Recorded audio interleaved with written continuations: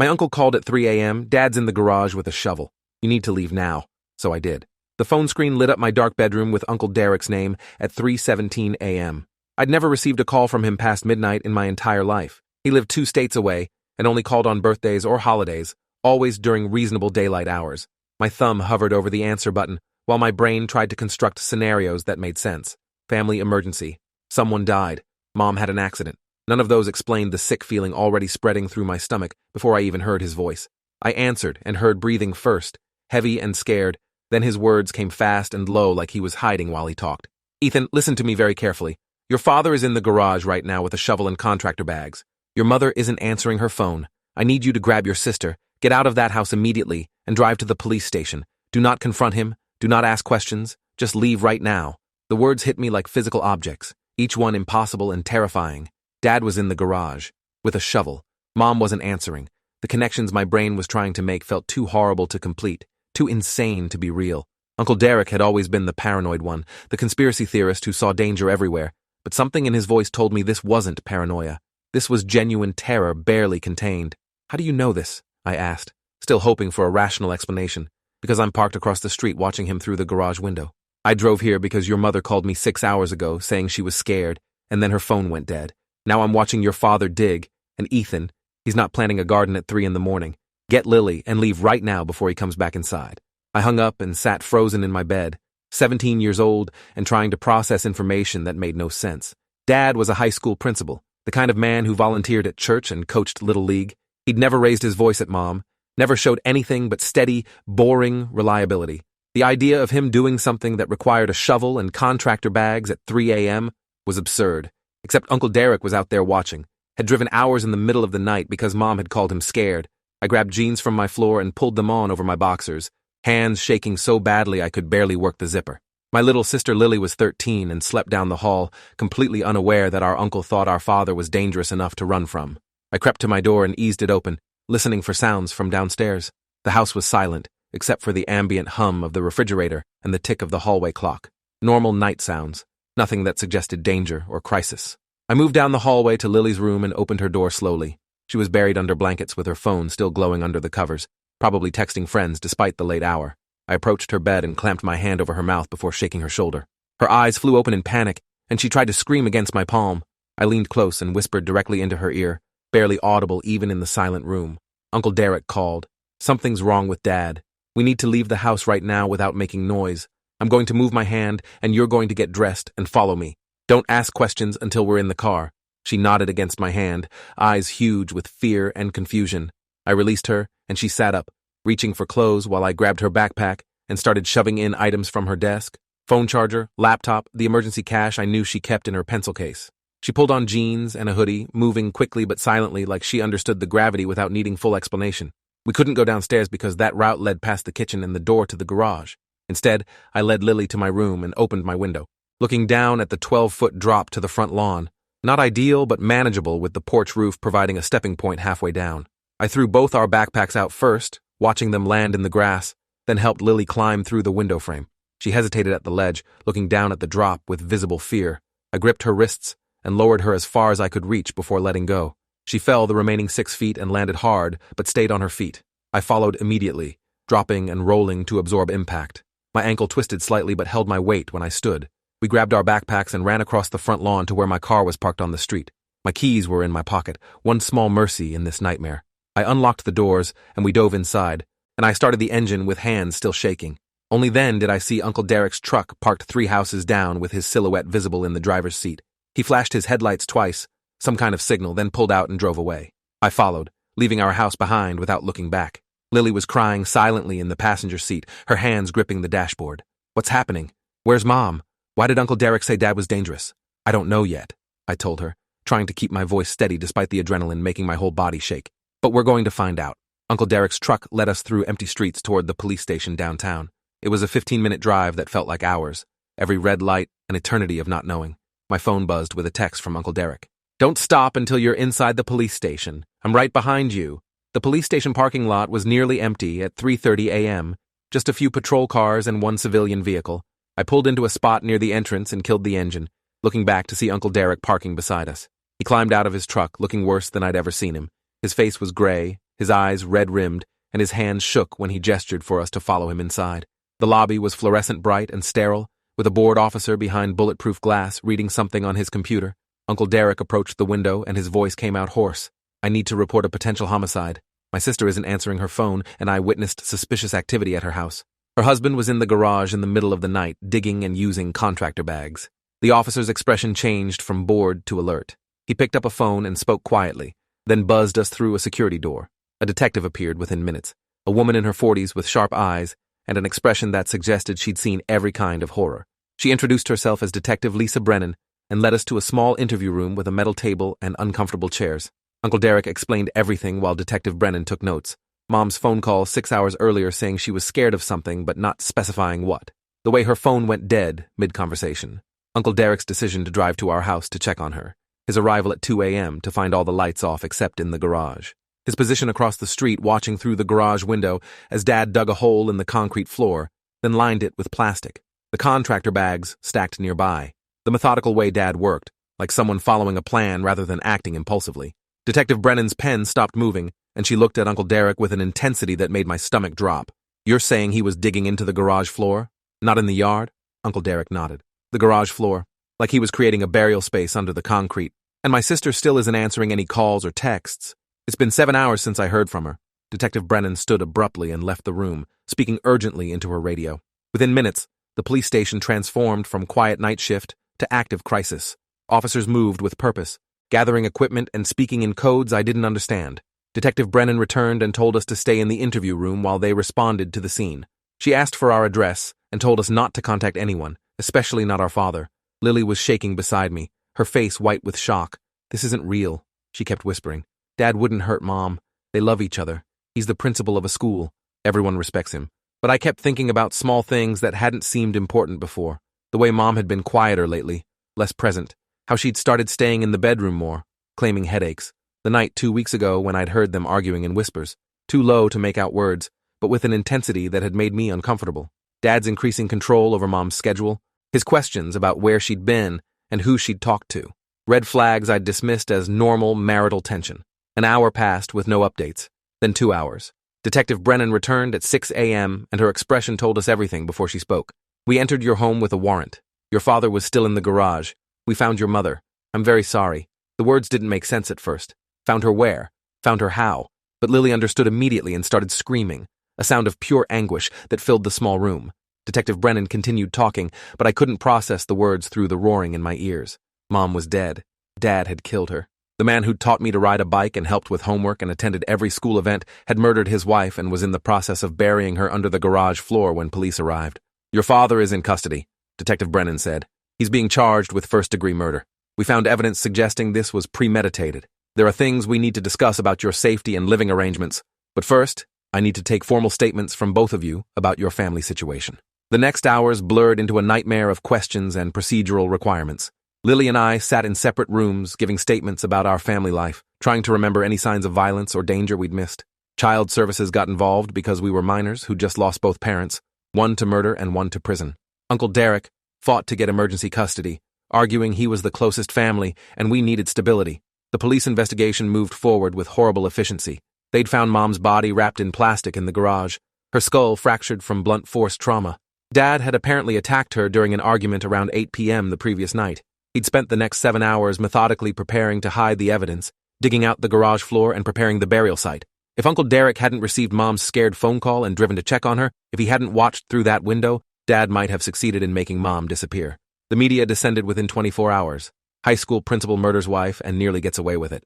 Our house became a crime scene, surrounded by yellow tape and news vans. Reporters called our phones and showed up at Uncle Derek's house, where we'd been temporarily placed. Dad's photo was everywhere. The professional school picture that made him look respectable and trustworthy. The cognitive dissonance of seeing that familiar face paired with the word murderer felt insurmountable. The school district released a statement expressing shock and immediately placing Dad on unpaid leave. Parents who'd entrusted their children to his leadership now questioned everything. Had there been signs? Had he been dangerous around students? The district launched an internal investigation while criminal proceedings moved forward. Dad's arraignment happened 3 days after the arrest. Uncle Derek didn't want us attending, but I insisted on going, needing to see the man who'd destroyed our family. The courtroom was packed with media and curious onlookers. When they brought Dad in wearing an orange jumpsuit and handcuffs, I barely recognized him. His face was hollow, his eyes empty. He didn't look at us, didn't acknowledge our presence in any way. The prosecutor outlined charges of first-degree murder with special circumstances, premeditation, lying in wait, attempted concealment of evidence. Dad's court-appointed attorney entered a not guilty plea despite the overwhelming evidence. Bail was denied given the severity of charges and flight risk. Dad would remain in county jail awaiting trial. As they led him out, he finally looked at me. The expression on his face wasn't remorse or grief. It was cold calculation, like he was trying to assess whether I'd be a problem for his defense. That look told me everything about who my father really was underneath the principal facade. The funeral happened while Dad sat in jail awaiting trial. Mom's side of the family came. People I barely knew who hugged us and said meaningless things about God's plan and better places. Uncle Derek organized everything because Lily and I were too shattered to function. I stood at the graveside service watching them lower Mom's casket into the ground and felt nothing. Shock had created a buffer between reality and emotion that would take months to break through. School became impossible. Everyone knew what had happened, had seen the news coverage, had formed opinions about our family. Some people offered sympathy that felt more like morbid curiosity. Others avoided us like murder was contagious.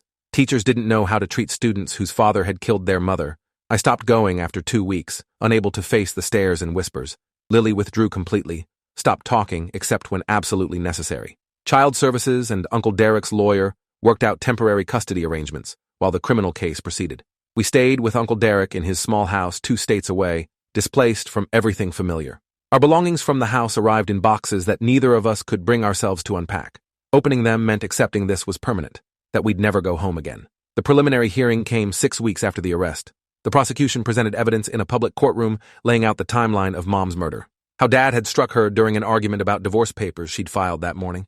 How he'd wrapped her body in plastic and begun the burial process.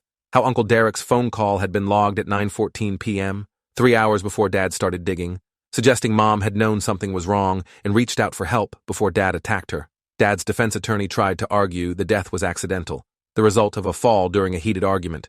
But the forensic evidence contradicted that narrative. Multiple blunt force impacts to Mom's skull, defensive wounds on her hands where she'd tried to protect herself, the premeditated purchase of contractor bags and quicklime 3 days before the murder. Dad had been planning this, and Mom's decision to file divorce papers had accelerated his timeline. The judge found sufficient evidence to proceed to trial and set a date 4 months out. 4 more months of living in limbo, waiting for a jury to confirm what we already knew. Uncle Derek enrolled us in new schools near his house, trying to establish some normalcy. I was a senior now, trying to finish high school while processing trauma that made concentration impossible. Lily was in 8th grade and failing every class, unable to care about homework when our mother was dead and our father was a murderer. Therapy became mandatory, court-ordered sessions with a psychologist who specialized in trauma. Dr. Rachel Kim had kind eyes and a gentle voice that never pushed too hard. She explained that what we were experiencing was complex grief, complicated by betrayal and the violent nature of our loss. She said healing wasn't linear, and we shouldn't judge ourselves for however we needed to cope.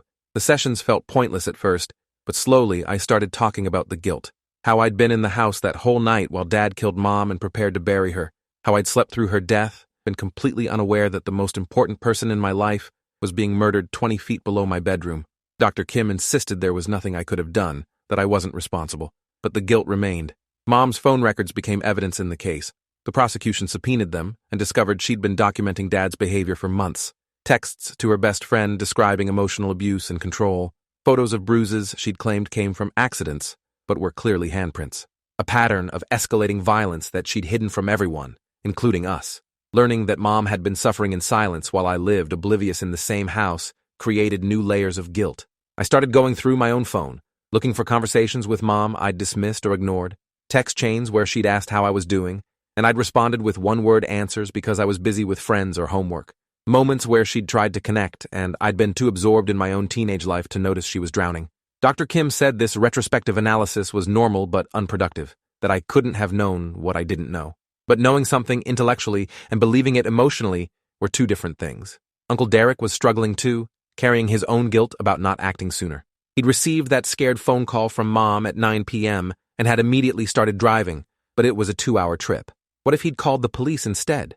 What if he'd told Mom to leave the house? What if he'd driven faster? The what-ifs consumed him during those months before trial, visible in the way he'd stare at nothing during dinner or wake up at night pacing the hallway. Detective Brennan called with updates as the prosecution built their case. They'd found Dad's search history showing him researching concrete cutting, body decomposition rates, and police investigation procedures. His work computer had deleted files they'd recovered, showing he'd been planning this for at least 2 weeks. He'd purchased the contractor bags and quicklime using cash at a hardware store 40 miles away, clearly trying to avoid creating a trail. The premeditation was so thorough, it suggested he'd been fantasizing about this for much longer. Learning these details felt like being punched repeatedly. Each new piece of evidence revealed a father I'd never known, a man capable of methodical planning to murder his wife and hide her body. The cognitive dissonance of reconciling the dad who'd taken me fishing with the monster who'd researched decomposition rates made my brain hurt. The trial began in November, 6 months after Mom's death. The courthouse was packed with media and spectators, drawn to the sensational nature of the case. Uncle Derek drove us there each day, though Dr. Kim had recommended we not attend. I needed to be there, needed to hear everything so I could understand how I'd missed the signs that my father was capable of murder. The prosecution's case was methodical and devastating. They presented forensic evidence of premeditation, Mom's documented history of abuse, Dad's suspicious purchases in the days before the murder. Expert witnesses testified about the force required to inflict Mom's injuries, confirming this was no accident. The medical examiner explained how Mom had suffered, how she'd fought to survive, how Dad had continued striking her even after she was unconscious. Lily left the courtroom during that testimony, unable to listen. I stayed, forcing myself to hear every horrible detail. This was the truth of what Dad had done, and looking away felt like betraying Mom's memory. The defense tried to paint Dad as a devoted husband who'd snapped under stress. They called character witnesses who testified about his community involvement and professional reputation. Former students described him as strict but fair. Colleagues said he'd never shown signs of violence.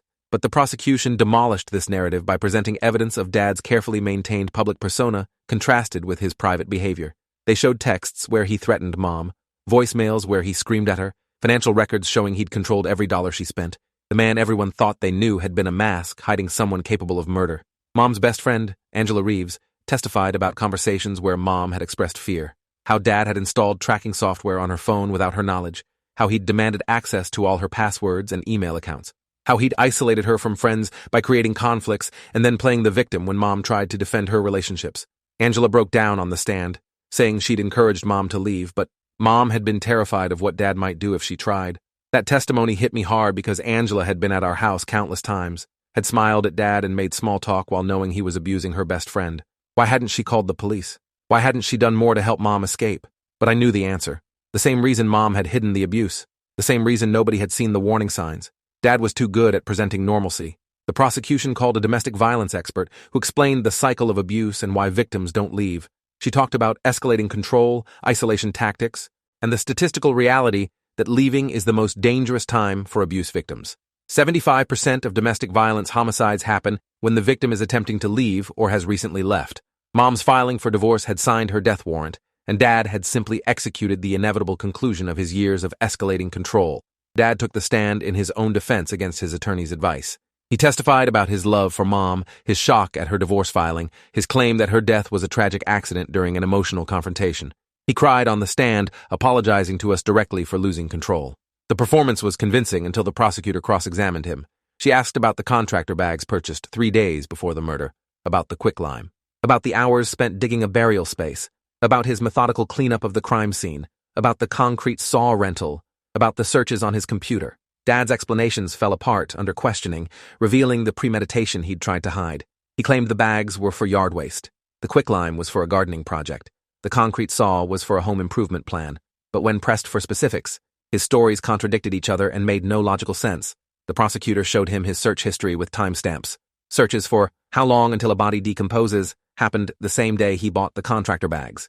Searches for police investigation procedures after suspicious death happened 2 days before he attacked Mom.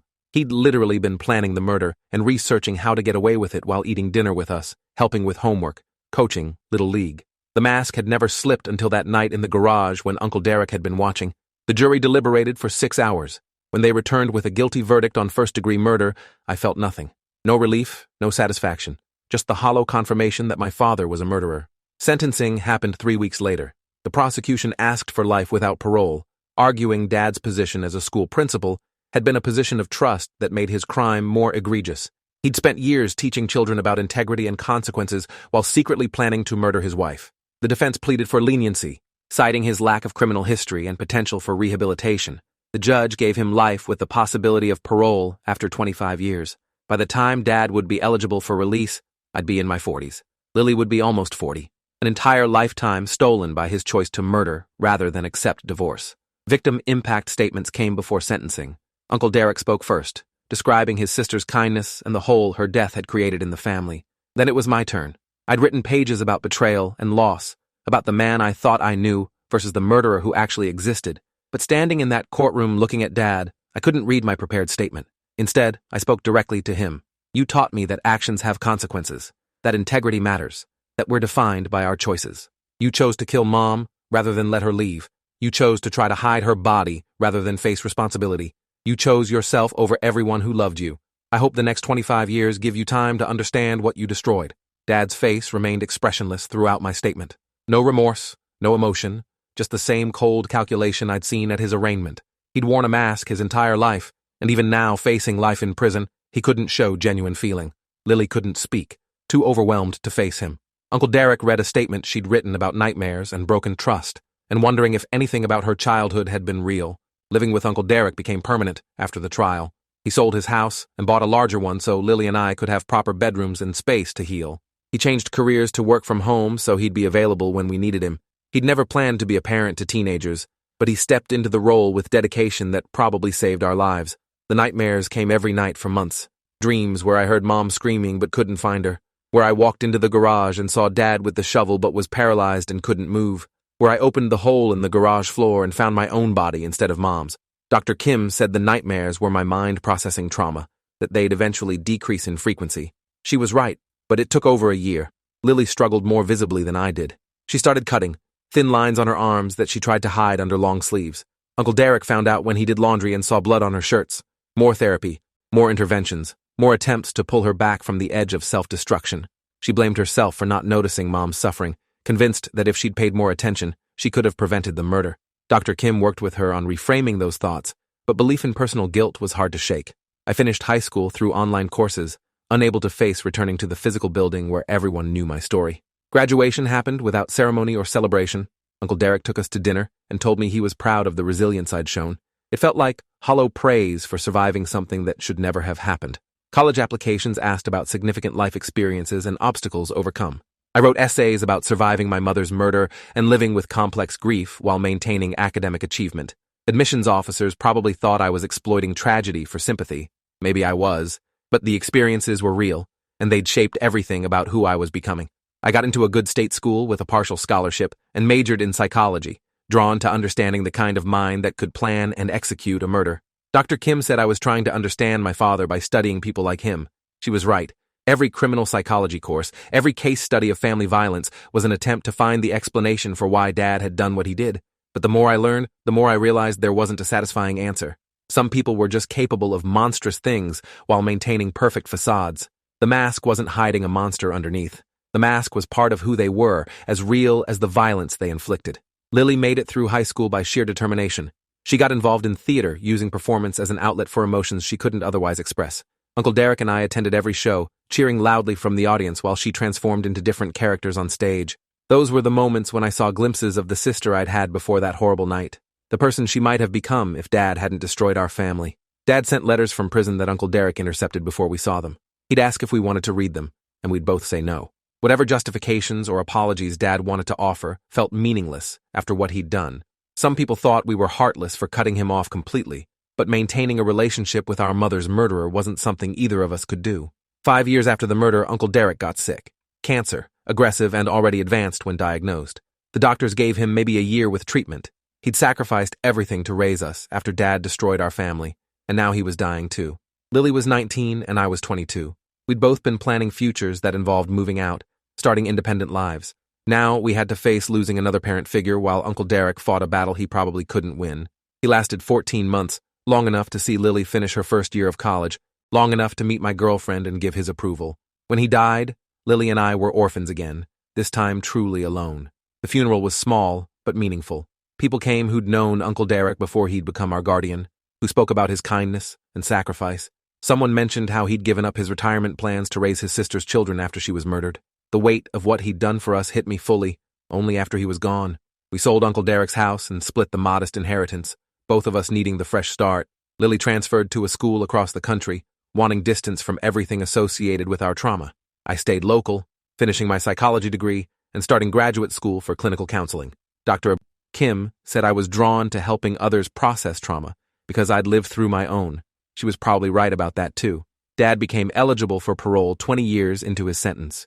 Neither Lily nor I attended the hearing, but we submitted written statements opposing his release. The parole board denied him, citing the severity of his crime and his lack of genuine remorse. He'd be eligible again in 5 years. We'd submit statements again. For the rest of his life, we'd be there making sure he faced consequences. I'm 27 now, 5 years out from my clinical counseling degree and working with trauma survivors. Every client who's experienced family violence, who's lived through betrayal by someone who should have been safe, reminds me why I do this work. Mom's death wasn't meaningless if it led me to help others survive similar situations. Lily lives in California, working in theater production and doing well according to her occasional texts. We're not close anymore. Both of us too damaged by shared trauma to maintain easy connection. But we check in, make sure the other is surviving. That's enough. Last week I got a letter from Dad. It made it through somehow, past whatever filters were supposed to protect me from his contact. The envelope sat on my counter for 3 days before I opened it. Inside was a single page with 4 words. I'm sorry for everything. 25 years too late for an apology that still took no real responsibility. I burned it in my kitchen sink and washed the ashes down the drain. Some things don't deserve forgiveness, and some people don't deserve second chances. Mom never got the life she deserved, never got to escape the marriage that was killing her long before Dad actually murdered her. Lily and I survived, but we're both marked by what happened. Uncle Derek sacrificed his life to give us a chance at healing. That 3 a.m. phone call saved us from whatever Dad had planned next. I think about that sometimes, about how different things would be if Uncle Derek hadn't answered Mom's scared phone call, hadn't driven to check on her, hadn't been watching through that garage window. We were seconds away from Dad finishing his work and coming back inside. Sometimes survival is just luck and timing. Sometimes it's someone who loves you enough to drive through the night and watch your father dig a grave. I tell my clients they're survivors, not victims, and I mean it. But I also know that surviving isn't the same as being whole. We carry what happened to us forever. Learn to live with the weight instead of putting it down. And some nights, I still wake up at 3:17 a.m., my heart pounding with phantom fear, grateful for the phone call that shattered my family but saved my life. Thanks for watching till the end. Make sure to subscribe and like to not miss the next story.